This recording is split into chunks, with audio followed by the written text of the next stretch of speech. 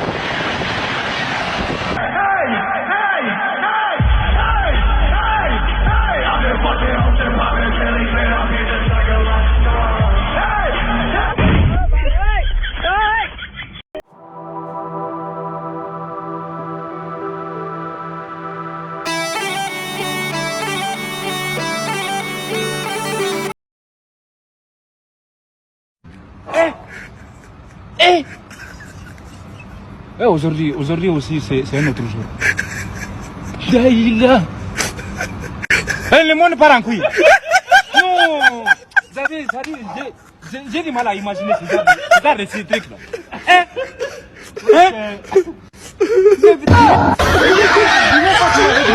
C'est les galants maintenant. Allô? Waramutse neza. Yego naramutse namwe. Tubaye ikaze ku murongo wa MTN muravugana n'iyo Rukundo Olivier muravugana nande ku murongo wa MTN muravugana na Gadi turavugana na Gadi mwaramutse neza twaramutse namwe Gadi we yego kaswere nyoko yamaye nze gutangira gutukana ari kuri MTN. Allô?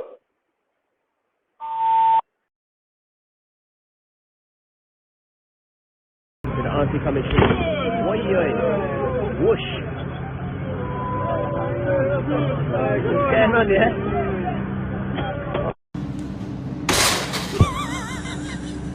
Hombre, quédate bien.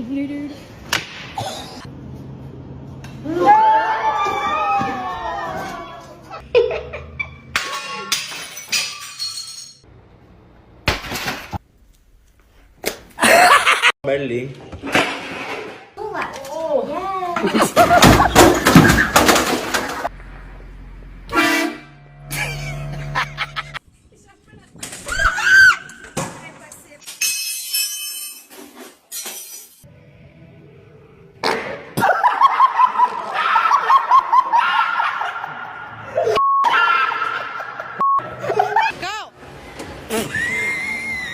Like the Amazon used to.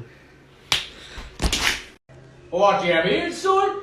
O que você tá fazendo?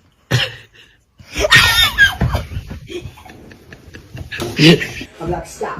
Collaborate.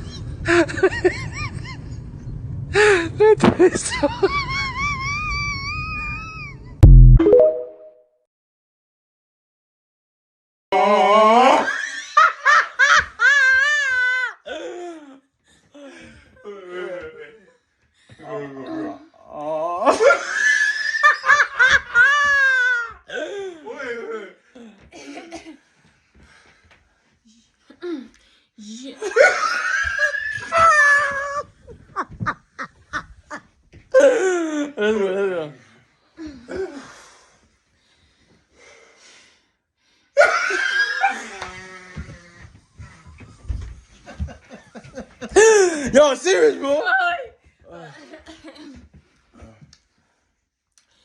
Yo.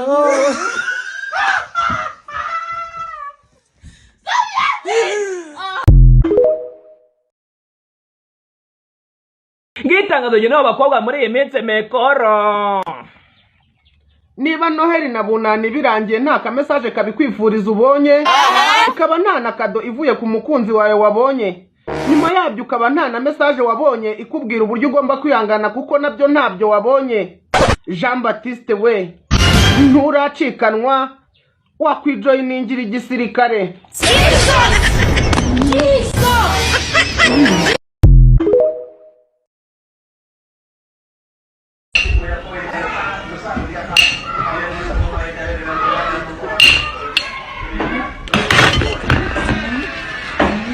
New jean style for sale. Jesus Christ on a motorbike. My friend, that looks like you stole it from a bear attack victim.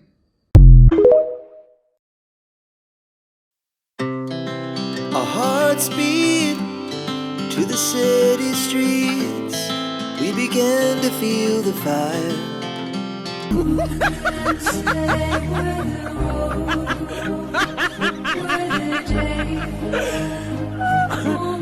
Jesus Christ on a motorbike.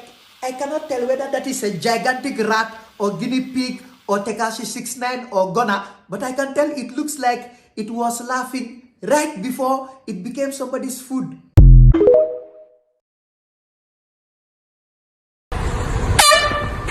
Oh, my phone! I'm sorry, man.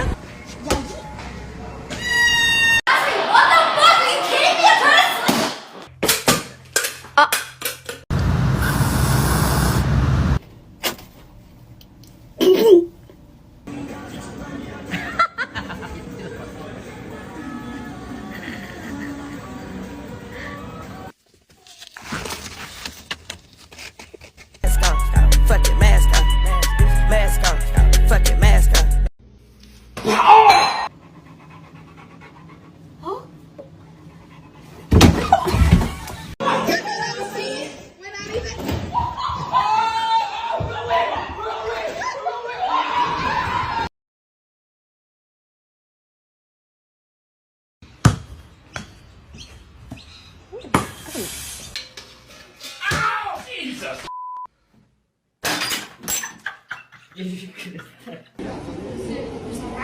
I'm trying to sleep. Girl.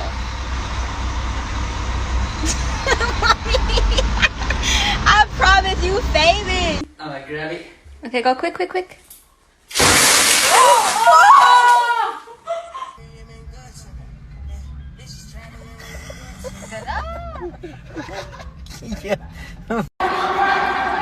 Please follow him, please follow him.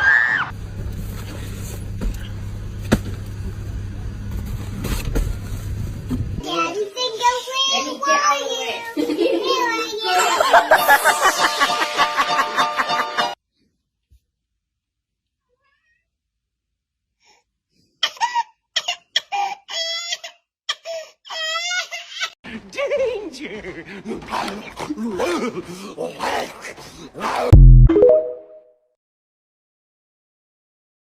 Muri izi mpera z'umwaka abakobwa n'abahungu bari gutandukana. Muri icyo kibazo twifashishije impuguke mwanafunzi ngo dusobanure impamvu bari gutandukana. Kugira ngo umenye ikiri gutuma abakobwa n'abahungu batandukana, turabanza tumenye inkomoko ya plastike. Plastike ni ikinyabutabire cyavumbuwe mbere y'umwaduko wa dinosaur mu myaka miliyari 600 ishize. Ariko nakubazaga ibijyanye n'impamvu abasore n'abakobwa bari gutandukana muri iyi minsi. Nanjye nibyo narindi gusobanura. Nibyo abantu bavumbuye plastike bayinyweramo bagira imbaraga, babona n'imbaraga zo kwirirwa barwana. Ariko si uvuga ko bariye bakabona imbaraga zo gushwana, byari ngombwa ngo uvuge ibya plastike. Nibyo narindi kuvuga ari hejuru. Ikiganiro mfite gifite iminota 30. Ngomba kubarengeza kugira ngo mbundi ibintu mbabwire. Nibyo babyumvishe neza. Ngomba kubarengeza. Ahubwo 1 2 3 Isugira ubwoba nanjye nuko. Ahubwo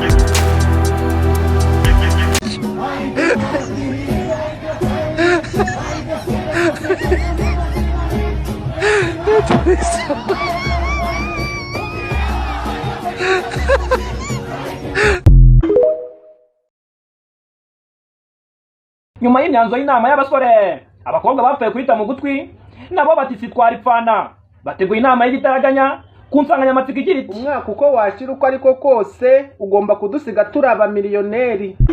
twabashije kumirwa ariko turibaza tuti ese ibyo bintu bizakorwa bite? Abakobwa babyizeho babikusanyiriza mu ngingo ebyiri. Ingingo ya mbere yagiraga iti mukobwa reka gucudika n'utwo dusore twiza tunata n'amatuza kuko akenshi nta mafaranga tuba dufite, ahubwo ikiruta waganira n'ibyo bisaza bisa n'ingagi ariko bifite amafaranga. naho ibyo ku ngingo y'abasore bemeje yuko bagomba gushwana n'abasheri babo kugira ngo batabaheza gift ya Noheli n'ubunani, nayo bayivuzeho bagira bati abakobwa bakojeje baba muri wino barandika bati mukobwa irinde ikintu cyose cyazana intonganya mu rukundo rwanyu mwiza impera z'uyu mwaka.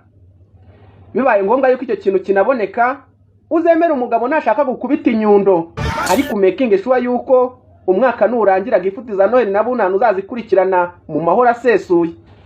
Nyuma y'icyo gihe muzaba aribwo mupanga uburyo mwakatira izo nyana z'imbwa.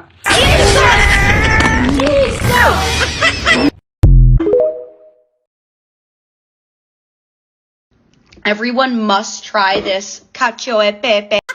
I'm boiling the kelete. I'm drinking primeme. I'm tasting tomato ketchup. I'm drinking chocolate milk cake. Watching the TV in the toilet. Wiping my assets. I'm eating the waffle.